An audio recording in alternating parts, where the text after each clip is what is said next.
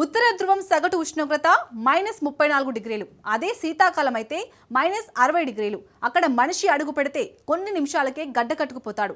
ఇప్పుడు ఈ దారుణమైన శీతల ప్రాంతం యుద్ధ క్షేత్రంగా మారుతుంది. మంచు ప్రాంతంలో ఇప్పటికే రష్యా కంచులా పాతుకుపోయింది. అత్యంత కఠినమైన వాతావరణంలోనూ 32 సైనిక స్థావరాలతో ఆర్కిటిక్ ప్రాంతంలో సగం ప్రాంతాన్ని తన అడ్డాగా మార్చుకుంది.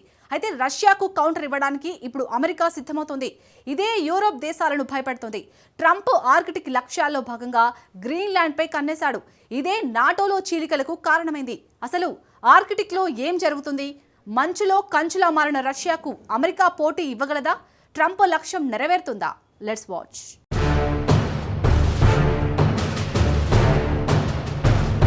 మంచు ఖండంలో మహాప్రళయం తప్పదా?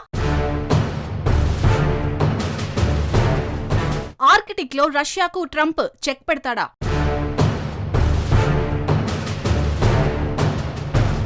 ఆర్కిటిక్ ఖండం వేదికగా ఏం జరుగుతుంది?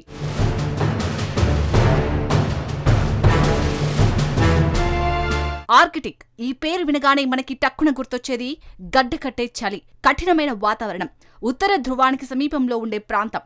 ఆర్కిటిక్ అంటే చాలా మంది మంచుగడ్డలు, మంచు ఎలుబంట్లకు నిలయంగా ఉండే ఒక నిర్జన ప్రదేశమని అనుకుంటారు. కానీ ఇప్పుడు పరిస్థితులు మారాయి. ఆర్కిటిక్ ఇప్పుడు ఒక వివాదాస్పద ప్రాంతంగా మారింది. రాబోయే పెను సవాళ్లకు ఇది వేదికగా మారింది. ఒక్క మాటలో చెప్పాలంటే ఆర్కిటిక్ యుద్ధ క్షేత్రంగా మారింది. సరికొత్త నౌకాయన మార్గాలు ఆర్కిటిక్ తో సాధ్యమవుతాయి. ఈ ఉత్తర ధ్రువంలో అపారమైన సహజ వనరులు బయటపడ్డాయి. దీంతో ఆర్కిటిక్ ప్రాంతానికి వ్యూహాత్మకంగా ప్రాధాన్యం పెరిగింది. మరోవైపు హైబ్రిడ్ ముప్పులు కూడా పెరుగుతున్నాయి. గగనతల నిబంధనల ఉల్లంఘనలు, జీపీఎస్, జీఎన్ఎస్ఎస్ సిగ్నల్స్ కి అంతరాయం కలిగించే ప్రక్రియలు ఊపందుకున్నాయి. బాల్టిక్ సముద్రంలో గుర్తు తెలియని నౌకలు కనిపిస్తున్నాయి. సముద్ర గర్భంలోని మౌలిక సదుపాయాలకు ముప్పు వాటిల్లుతోంది. దీంతో ఆర్కిటిక్ ప్రాంతంలో ఉష్ణోగ్రతలతో పాటు టెన్షన్లు కూడా పెరుగుతున్నాయి. ఆర్కిటిక్, ఉత్తర యూరోపియన్ ప్రాంతాలు ఇప్పుడు అంతర్జాతీయ వ్యూహాత్మక పోటీకి ప్రధాన కేంద్రాలుగా మారాయి. భూగోళంలో అత్యంత ఉత్తరాన ఉన్న ప్రాంతమే ఆర్కిటిక్. భూగోళాన్ని అక్షాంశాలు, రేఖాంశాలతో పరిధులను గుర్తిస్తారు. అలా 66.3 అక్షాంశానికి లోపల ఉన్న ప్రాంతాన్ని ఆర్కిటిక్ ప్రాంతంగా పేర్కొంటారు. గ్రీన్లాండ్ గరిష్ట భాగం, సైబీరియా, అలస్కా, కెనడాలోని ఉత్తర ప్రాంతాలు, ఐస్లాండ్లోని ఉత్తర భాగం ఆర్కిటిక్ ప్రాంతం పరిధిలోకి వస్తాయి. ఆర్కిటిక్ లో సుమారు 40% ప్రాంతం శాశ్వత మంచుతో గడ్డకట్టి ఉంటుంది. మిగిలిన 60% ప్రాంతం మాత్రం ఏడాది పొడవునా మంచు తగ్గుతుంది. నిజానికి మానవ చరిత్రలో చాలా కాలం వరకు ఆర్కిటిక్ ప్రాంతం అంటే ఓ అంతు చిక్కని అత్యంత కఠినమైన ప్రాంతంగానే మిగిలిపోయింది. ఎందుకంటే ఇక్కడ శీతాకాలంలో -50 నుంచి -60 డిగ్రీలకు ఉష్ణోగ్రత పడిపోతుంది. వేసవి కాలంలో మాత్రం 0 నుంచి 10 డిగ్రీల ఉష్ణోగ్రతలు నమోదవుతాయి. శీతాకాలంలో ఆర్కిటిక్ లో అక్కడ అడుగు పెడితే క్షణాల్లో గడ్డ కట్టుకుపోవడం ఖాయం. అందుకే ఆ ప్రాంతానికి మనుషులు వెళ్లడానికి కూడా జంకేవారు. కానీ 20వ శతాబ్దంలో ఆర్కిటిక్ ప్రాంతంలో పరిస్థితులు మారడం మొదలయ్యాయి. గ్లోబల్ వార్మింగ్ కారణంగా భూతాపం పెరిగింది. దీంతో ఆర్కిటిక్ ప్రాంతంలో మంచు కరగడం మొదలైంది. 1979 నుంచి ఇప్పటి వరకు చూస్తే వేసవి కాలంలో ఆర్కిటిక్ మంచు 40% తగ్గింది. దాని పరిమాణం పరంగా చూస్తే మాత్రం మొత్తం 70% మంచు తగ్గిపోయింది. ఫలితంగా ఇప్పుడు ఆర్కిటిక్ ప్రాంతంలో సహజ వనరుల అన్వేషణకు మార్గం సుగమమైంది. ఆర్కిటిక్ ఖండంలో మంచు కరగడంతో అటువైపు కొత్త సత్వర నౌకాయాన మార్గాలకు అవకాశం ఏర్పడింది. ఈ అవకాశమే ప్రపంచ దేశాలను ఆర్కిటిక్ వైపు దృష్టి సారించేలా చేశాయి. మంచు ఖండంలో పాగా వేయాలన్న పోటీ పెరిగింది. ఈ రేసులోకి తాజాగా అమెరికా అధ్యక్షుడు కూడా ఎంతో ఉత్సాహంగా ఎంట్రీ ఇచ్చారు. ఆర్కిటిక్ ప్రాంతంపై పట్టు సాధించే క్రమంలో మిత్ర దేశాలకే వార్నింగ్స్ ఇస్తున్నాడు.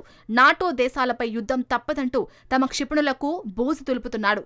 డెన్మార్క్ రాజ్యం పరిధిలో స్వయం ప్రతిపత్తి కలిగిన మంచు ద్వీపం గ్రీన్లాండ్ పై ట్రంప్ కన్నేశాడు. ఈ ప్రాంతాన్ని తమకు ఇవ్వాల్సిందేనని డెన్మార్క్ను అమెరికా అధ్యక్షుడు బెదిరిస్తున్నాడు. ఈ విషయంలో యూరోప్ దేశాలు జోక్యం చేసుకుంటే కబడ్దారంటూ హెచ్చరిస్తున్నాడు. ఇప్పుడు గ్రీన్లాండ్ ప్రపంచవ్యాప్తంగా హాట్ టాపిక్ గా మారిపోయింది. మంచు ద్వీపంలో నిప్పులు రాజుకోవడం మొదలైంది. తమ జాతీయ భద్రతా దృష్ట్యా అమెరికాకు గ్రీన్లాండ్ అవసరమని ట్రంప్ వాదిస్తున్నాడు. గ్రీన్లాండ్ ఎంతో వ్యూహాత్మకమైన ప్రాంతమని అమెరికా అధ్యక్షుడు చెబుతున్నాడు. ఆ ప్రాంతంలో ఇప్పుడు ఎక్కడ చూసినా రష్యా, చైనా నౌకలే కనిపిస్తున్నాయని వాదిస్తున్నాడు. గ్రీన్లాండ్ పై రష్యానో, చైనానో దాడి చేస్తే డెన్మార్క్ ఓడిపోవడం ఖాయమని ట్రంప్ వాదిస్తున్నాడు. అందుకే ముందే తమకు గ్రీన్లాండ్ ని ఇచ్చేయాలంటూ డెన్మార్క్ పై ట్రంప్ హూంకరిస్తున్నాడు. ఆర్కిటిక్ లో అరుదైన ఖనిజాలు, యురేనియం, ముడి చమురు వంటి కీలక వనరుల నిల్వలు అపారంగా ఉన్నట్టు శాస్త్రవేత్తలు అంచనా వేశారు. నిజానికి ఆర్కిటిక్ ప్రాంతంలో ఇప్పటికే రష్యా, చైనా దేశాలు భారీగా పెట్టుబడులు పెట్టాయి. అయితే అసలు ప్రశ్న ఏమిటంటే వాటిని ఎలా రక్షించాలి అన్నదే. ఆర్కిటిక్ లో భౌగోళిక పరిస్థితులు ఎంతో కఠినంగా ఉంటాయి. అక్కడ సైనిక బలగాల సంఖ్య పెద్దగా ప్రభావం చూపదు. అంటే సైనికులు కవాతు చేసుకుంటూ అక్కడికి వెళ్లడం అనువైన మైదాన ప్రాంతం కాదు. ఆర్కిటిక్ విషయంలో 3 కీలకమైన అంశాలను పరిగణలోకి తీసుకోవాలి. మొదటి అంశం సైనిక స్థావరాలు. ఆర్కిటిక్ తీర ప్రాంతంలో 53% రష్యా ఆధీనంలో ఉంది. ఆర్కిటిక్ మహాసముద్ర సరిహద్దుల్లో అత్యధిక జనాభా కలిగిన ఏకైక దేశం కూడా రష్యానే. ఫలితంగా ఆర్కిటిక్ రేసులో రష్యా ముందుంది. ఆర్కిటిక్ ప్రాంతంలో రష్యాకు మొత్తం 32 సైనిక స్థావరాలు ఉన్నాయి. వాటిలో ఏడాది పొడవునా సైనికులు నిరంతరం పనిచేస్తూ ఉంటారు. Franz Josef island, Kotelny island, Wrangel island వంటి చోట్ల ఒక్కో బేస్లో 150 మంది సైనికులు నివసించే అవకాశం ఉంది. మరోవైపు నాటో సభ్యదేశం నార్వేకు 15 సైనిక స్థావరాలు ఉన్నాయి. అమెరికాకు 10, కెనడాకు 8, గ్రీన్లాండ్, ఐస్లాండ్తో కలిపి డెన్మార్క్కు 4 మిలిటరీ బేసులు ఉన్నాయి. లెక్కల ప్రకారం చూస్తే నాటో దేశాలకు 5 స్థావరాలు ఎక్కువగా ఉన్నాయి. కానీ జనాభా బలం, సుదీర్ఘ తీర ప్రాంతం ఒక్క రష్యాకు మాత్రమే ఉంది. అంతేకాకుండా ఆర్కిటిక్ వాతావరణంలో పనిచేసిన అనుభవం ఎక్కువగా రష్యాకే ఉంది. ఈ మంచు ఖండంలో రష్యాతో సమానంగా పోటీ పడాలంటే పాశ్చాత్య దేశాలకు కనీసం 10 ఏళ్లు పడుతుందని నిపుణులు చెబుతున్నారు. ఆర్కిటిక్ ప్రాంతంలో రెండో కీలకమైన అంశం ఐస్ బ్రేకర్లు. ఇవి ప్రత్యేకంగా రూపొందించబడిన నౌకలు. పేరుకు తగ్గట్టుగానే వీటి ప్రధానమైన పని మంచును పగలగొట్టి నౌకల ప్రయాణానికి మార్గం సుగమం చేయడమే. ఐస్ బ్రేకర్లకు 3 లక్షణాలు ఉంటాయి. గడ్డకట్టిన మంచును పగలగొడుతూ ముందుకు సాగాలి. మంచును చీల్చుకుంటూ వెళ్లేటప్పుడు బాడీ దెబ్బతినకుండా ఉండాలి. మంచును పగలగొట్టి పక్కకు నెట్టేలా ఈ ఐస్ బ్రేకర్లు ఉంటాయి. అయితే ఐస్ బ్రేకర్ల విషయంలో కూడా రష్యానే టాప్ లో ఉంది. రష్యా వద్ద 57 ఐస్ బ్రేకర్లు ఉన్నాయి. ఇది ప్రపంచంలోనే అతిపెద్ద ఐస్ బ్రేకర్ నౌకాదళం. ఐస్ బ్రేకర్ల విషయంలో 18 నౌకలతో కెనడా 2వ స్థానంలో ఉంది. ఫిన్లాండ్ వద్ద 10, డెన్మార్క్ వద్ద 7, స్వీడన్ వద్ద 5, చైనా వద్ద 3, నార్వే, అమెరికా వద్ద 2 చొప్పున, ఫ్రాన్స్ వద్ద ఒక ఐస్ బ్రేకర్ ఉన్నాయి. అయితే రష్యా వద్ద ఉన్న ఐస్ బ్రేకర్లు పరిమాణంలో భారీగా ఉంటాయి. అందులో ఆర్కిటికా పేరుతో ఉన్న ఐస్ బ్రేకర్ అతి పెద్దది. దీని పొడవు 173 మీటర్లు, ఎత్తు 168 అడుగులు ఉంటుంది. ఇది అణుశక్తితో నడుస్తోంది. ఈ నౌక సుమారు 33,000 టన్నుల బరువును మోయగలదు. 9 అడుగుల మందం ఉన్న మంచును సైతం సునాయాసంగా పగలగొట్టగలదు. ప్రపంచంలోనే 10 అతిపెద్ద ఐస్ బ్రేకర్లలో రష్యా వద్ద 7 ఉన్నాయి. మంచుతో నిండిన ఆర్కిటిక్ ప్రాంతంలో రష్యా ఆధిక్యంలో ఉంది. అయితే ఈ రేసులో త్వరగా పుంజుకోవాలని అమెరికా ఆశిస్తోంది. గతేడాది ఫిన్లాండ్తో వాషింగ్టన్ $600 కోట్ల భారీ ఒప్పందంపై సంతకం చేసింది. ఈ ఒప్పందం ప్రకారం 11 ఐస్ బ్రేకర్లను అమెరికాకు ఫిన్లాండ్ తయారు చేసిస్తుంది. వీటిలో 5 నౌకలు 2028 నాటికి అందుబాటులోకి రానున్నాయి. మరోవైపు యుక్రెయిన్ యుద్ధం తర్వాత స్వీడన్, ఫిన్లాండ్ నాటో కూటమిలో చేరాయి. దీంతో ఆర్కిటిక్ ప్రాంతంలో నాటో విస్తరించింది. ఇతర నాటో సభ్య దేశాలకు ఆర్కిటిక్ పై అనుభవం, పట్టు తెచ్చిపెట్టింది. చివరి విషయం ఏమిటంటే ఆర్కిటిక్ ప్రాంతంలో సైనిక శక్తి. రష్యా తన నౌకాదళాన్ని భారీగానే మోహరించింది.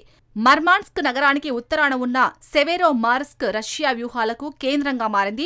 రష్యాకు ఇది ఉత్తర నౌకాదళం ప్రధాన కార్యాలయంగా మారింది. రష్యాకు ఉన్న 4 నౌకాదళాల్లో ఉత్తర నౌకాదళం అతి పెద్దది. ఇక్కడ ప్రస్తుతం 31 జలంతర్గాములను రష్యా మోహరించింది. అంతేకాకుండా ఆర్కిటిక్ స్థావరాల్లో MiG-31, Su-35 ఫైటర్లతో పాటు Tu-95 అనే వ్యూహాత్మక బాంబర్లను కూడా రష్యా మోహరించింది. రష్యా ఫైటర్ జెట్లు ఆర్కిటిక్ గగనతలంలో పహారా కాస్తాయి. మరోవైపు నాటో కూడా యుద్ధ సన్నాహకాల్లో తలమునకలైంది. ఇప్పటివరకు ఐకమత్యంగా ఉన్న పాశ్చాత్య దేశాలు అమెరికాతో కయ్యానికి సై అంటున్నాయి. గ్రీన్లాండ్ను కాపాడుకోవడానికి సైన్యాన్ని మోహరించేందుకు యూరోపియన్ దేశాలు సిద్ధమవుతున్నాయి. కానీ ఆర్కిటిక్ ప్రాంతం తమదని, ఇక్కడ ఎవడు వేలు పెట్టినా ఊరుకునేది లేదని పుతిన్ వార్నింగ్స్ ఇస్తున్నాడు. గ్రీన్లాండ్లో ఏ దేశం సైన్యాన్ని మోహరించినా తీవ్ర పరిణామాలు తప్పవంటున్నాడు. నిజానికి ఆర్కిటిక్ ప్రాంతంలో రష్యాకు స్పష్టమైన ఆధిపత్యం ఉంది. మంచు ఖండంలో రష్యాను కౌంటర్ చేయడానికి నిన్నటి వరకు వ్యూహాలు రచించిన నాటో ఇప్పుడు సొంత సంక్షోభంతో విలవిలాలాడుతుంది. నాటోలో చీలిక భయం వెంటాడుతుంది.